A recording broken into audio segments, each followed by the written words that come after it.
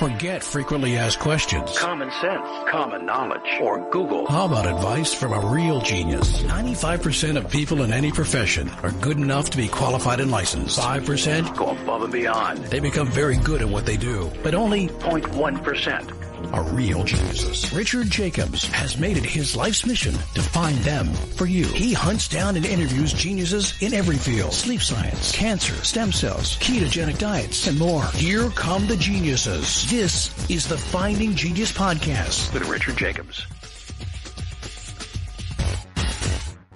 Before we begin, a note from our sponsor. I'm Richard Jacobs, Executive Director of the nonprofit Finding Genius Foundation and host of the Finding Genius Podcast. In late 2016, I was rear-ended at 65 miles an hour by a truck on the highway, which sent me off-road into a ditch. The impact of the collision gave me a concussion and other injuries. At the hospital, a CT scan showed that I had thyroid nodules, which turned out to be cancer. It was then, when I had a biopsy of my neck, that I realized even if I was a millionaire, I wouldn't want a second or a third biopsy due to the pain and the invasiveness of it. And appointments at that time for thyroid experts were 3 to 6 months out. And I was worried about dying now, even if that was irrational. So because of this, I've decided to raise money to conduct a literature review on steroids, on the causes of anxiety and depression, a condition that affects well over 50 million people in the United States and hundreds of millions worldwide. Our goal is to create a codex, a guide that reveals all possible treatments for anxiety and depression for people that live with the condition, or for loved ones that have it, as my wife and my son do. To find out more about our fundraiser, visit findinggeniusfoundation.org and click on current initiatives. And now to our guest. Hello, this is Richard Jacobs with the Finding Genius podcast, now part of the Finding Genius Foundation. A quick note about the foundation. We've started on our anxiety and depression massive literature review. The goal here is to uncover as many possible treatments for anxiety and depression as possible. So eventually what we're building is an AI-assisted coach that has access to thousands of different peer-reviewed articles, books, lectures, etc., all condensed and to help people that are suffering. So to find out more, go to findinggeniusfoundation.org. And today my guest is Daniel Aaron. He's a spiritual leader, a coach, father, a writer, and a yogi. And we're going to talk about how he helps people to live a better life. So Daniel, thank you for coming. Thank you for having me, Richard. It's great to be here. I really appreciate what you're doing, and I'm happy to be a part of it. Yeah, thank you. Tell me a bit about your background. How did you get into doing what you do? Sure. Let's see. Hopefully this will be the briefest version ever. I grew up lower middle class in America and lived on the SAD diet, the standard American diet, both in terms of food and my beliefs, in a family where there was a lot of pain and struggle and poverty consciousness. And I was quite uninterested in anything to do with spirituality. In fact, at that point, I didn't even distinguish it from religion. And then out of nowhere in my mid-20s, it was like God slapped me upside the head and said, "Hey, check it out. There's more to the world than you have been seeing so far."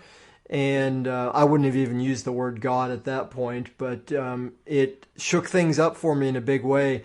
It basically wiped out my previous belief systems and gave me a taste and a vision for what's possible for us humans. And from then on, I was obsessed with learning how to live up to that and, somehow master. What do you mean? What did your belief systems change to, and why do you think it happened? Well, the main one was that I didn't believe that there was any power beyond myself. And even if I'd heard phrases like "we're all connected," that just sounded like mumbo jumbo to me. So, I went from not believing, or at least highly doubting, in anything beyond myself to having an experiential knowing of, call it what we will, the universe, a divine power that resides in everything. And, it cast a lot of doubt for me on just what I had believed before and the path that I thought I was on, and opened me up to just a whole new world of possibilities. So how did that change what you were doing and your habits and, what your career was? Well, at that point in my life, I was just a kid in my 20s, and I was just trying to get ahead and get by, really.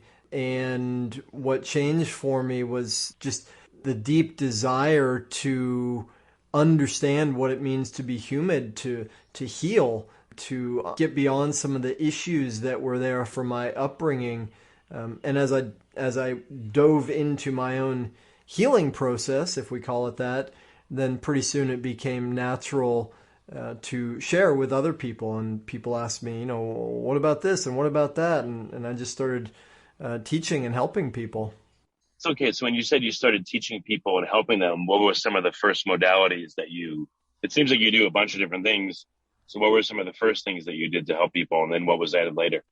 Yeah, well, the first were physical modalities. I learned something of a therapeutic dance modality, and that really led me into yoga. And for 20-something years, I was a yoga teacher, and I led yoga teacher trainings, raw chef trainings, and leadership trainings. And really, it was that was a gateway for me, because when I started teaching others how to lead yoga classes, what I realized is that, well, it's important to know parts of the body and be able to communicate well and instruct people. What really matters, though, is who we are on the inside. I love that quotation. I think it's Emerson who said, "Who you are speaks so loudly, nobody hears a word you say." So, and that evolved. Oh, that's interesting. What kind of physical manifestation did you see that supports that statement? Like, any memories of strange things you've observed that supports that statement? Well, I guess my own experience is that, regardless of what someone says, there is perception that's available as to what they're living and what their experience is. And to me, this is a really big and important challenge in spiritual circles, because there are a lot of, it's hard to measure spirituality, say, and there are a lot of people that speak certain buzzwords or keywords or repeat things they've heard from teachers, yet don't have the experiential understanding. And when that happens, there's something doesn't add up in our experience. There's an incongruence in them that we all feel. I just wanted to know how it came out in your teaching and your interaction with people, when you've observed that. And if you observe it, what do you do to coax out of the person, this cognitive dissonance, or what's going on with them? Yeah, well, I released a book recently called The Art of Spiritual Leadership, and one of the basic premises in the book, and for me in life, and certainly in my own work with people, is like Gandhi said, you have to be the change you wish to see in the world. So any kind of leadership, any kind of working with other people, a prerequisite for that is that we've done a certain amount of work ourselves, or we've faced our shadow, or had some experience of whatever it is we want to share with other people. So what does your teaching look like today? Do you do classes? Do you do like one-on-one coaching? How does it look? Thank you. I do a little bit of one-on-one coaching, but not so much. I work in a group format with spiritual entrepreneurs. I have a program called the 6-Figure Spiritual Entrepreneur Program, and that's really for the people that have certain spiritual values or leanings and want their work or their business to be reflective of that. So I help those people, spiritual people, sometimes called woo-woo people, to really understand what their gifts are, what their genius is, as you might say, and how they can monetize that and make the difference they want to make in the world, while also being paid well to do it. So you're doing more of a coaching for people that run businesses, or like what's the typical circumstance of someone that you work with? Before we continue, I've been personally funding the Finding Genius podcast for 4.5 years now, which has led to 2,700 plus interviews of clinicians, researchers, scientists, CEOs, and other amazing people who are working to advance science and improve our lives and our world. Even though this podcast gets 100,000 plus downloads a month, we need your help to reach hundreds of thousands more worldwide. Please visit findinggeniuspodcast.com and click on Support Us.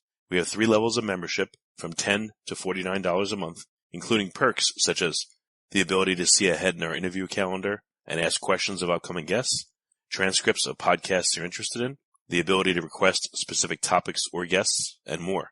Visit findinggeniuspodcast.com and click support us today. Now back to the show.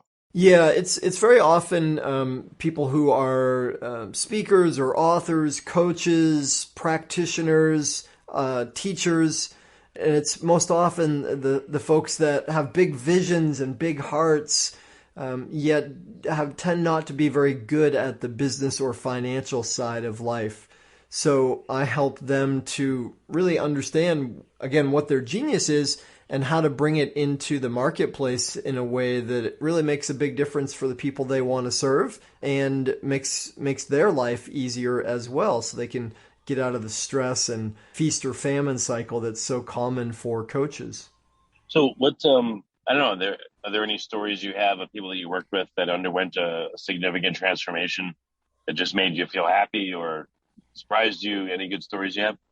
Well, there are lots of those, and honestly, that's probably the absolute best thing about the work I've been lucky enough to do for the last 30 years. Well, the first one that comes to mind is a woman named Nikki from New Zealand. She joined a program of mine, I guess, a couple of years ago, and she had done all kinds of training in kinesiology. And she'd used kinesiology herself to really heal herself and her family, and super passionate about it, yet she was really somewhat crippled with what I refer to as imposter syndrome, where she had all this passion, but somehow, and most everybody that I know suffers from imposter syndrome at some point, but somehow didn't believe that she was the real deal or worthy of it, or that she had the right to stand up and say, listen to me or let me help you. And, she was a great student and client, and she really did the work that was on deck for us there. And she changed her belief systems about who she is. And, she went from not having any clients to having a full roster and needing to increase her prices so that she could really make more of a change that she wanted to make in the world. Yeah, no, that's excellent. So what, have you created any books or any, coursework or anything? And do you have like prepackaged programs, or when someone works with you, is it all new and fresh and kind of customized to them? Well, these days it's both of those things. And certainly that's one of the great, amazing things about online education is that, we can create a lesson or a teaching or even a whole course and have it available for students to learn and tap into at their own pace when they want. My experience is also that for most people, those kind of courses don't end up really moving the needle for people. The attrition rate is awful. So in all of the programs that I offer, it includes an interactive live component so that we can actually learn how to apply what they're learning into their life. Because if it's just theoretical knowledge, it's relatively worthless. What really matters is the results that people get. So what are some of the common problems or conditions people have when they come to you? You mentioned imposter syndrome. What are some of the others? Well, yeah, imposter syndrome is a big one. Other ones, very common amongst the spiritual people, is they have incongruent beliefs. There's a old belief that still affects a lot of people circulating out there that, well, if something is spiritual, it should be free, right? And how are you doing with your vows of poverty? That's some of the conditioning that we all have around spiritual stuff. So if you like this podcast, please click the link in the description to subscribe and review us on iTunes. One of the things we need to do in the beginning is help people realize that if they're going to succeed in business, they have to find a way to make it sustainable. So a big part is often looking at how they price their services, what they charge, and how they measure the results that they get for people. So that's a big one, the sort of packaging and pricing component. Almost every one I work with has that messed up a bit in the beginning. And then marketing is another huge one. For so many people I work with, even the word marketing sounds like a dirty word to them. And so, we help people to realize that, well, all marketing means is getting the word out about the good you can do, the help that you can provide in the world. It's a way of sorting out who are the people that resonate with you and that you can serve, and who are the ones that are going to do better somewhere else, so that you can find the people that you can help. Yeah, no, it makes sense. So I don't know, how do you feel like you've been changed over the years in doing this? You kind of alluded to it before, but you believe now in a higher power, but what else has changed within you, and how has it impacted your life? Well, I'd say one of the greatest gifts for me has been in being in the world, a teacher, practitioner, coach of personal and spiritual development. One of the byproducts of that is I am constantly immersed in personally and spiritually developing myself. So very often when I start working with a new client, in the beginning, I don't know how we're going to get to the result they want. So it forces me to continually learn and grow. And I think that's, and I'm sure this is the case for you, and part of why you do what you do is you're always learning and expanding. And if we're going to help other people to do that, then we have to be authentic models for it ourselves. Yeah, no, it makes sense. Well, very good. What's the best way for people to get in touch to find out more about your work and your coaching? Where can they go? Thank you. The easiest way is my website, spiritualentrepreneurenterprises.com. Spiritualentrepreneurenterprises.com. I know it's a mouthful, but there's good spell checks that can get all those words. Well, very good. Well, again, thank you for coming on the podcast and for what you do. I appreciate it. Well, you're welcome. Great to be here, and thank you for inviting me and what you're doing. If you like this podcast, please click the link in the description to subscribe and review us on iTunes.